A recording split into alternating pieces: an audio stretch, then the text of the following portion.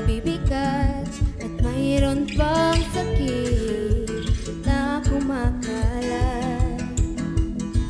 Ngunit tayo ay nakararaos dahil yan sa pag-ibig ng ating Diyos.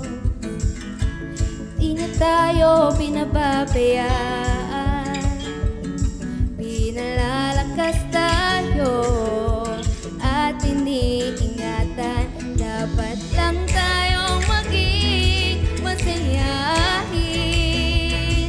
May Diyos na nagmamahal sa atin. Mabibigat man ang mga suliranin, nais lang tayong dalisain.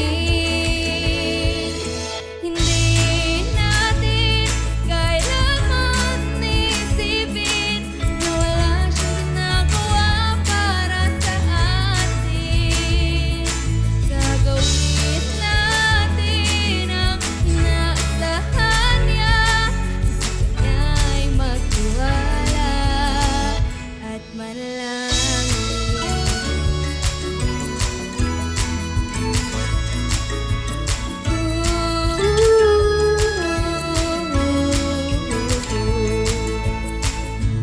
Di natin siya sisisihin, ano man ang mangyari sa atin.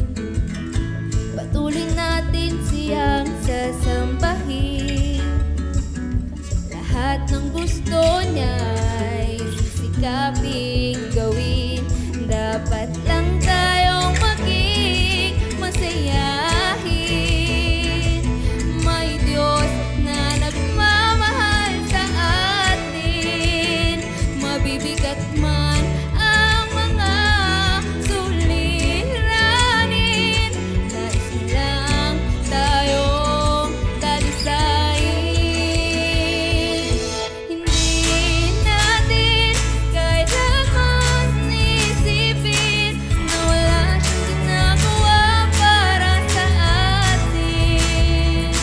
Gagawin natin ang inaasahan niya, sa kanya'y magtiwala. Hindi natin kailanman sasayangin, kahalalang ibinigay niya sa atin. Alam nating hindi na magtatagal, mararating natin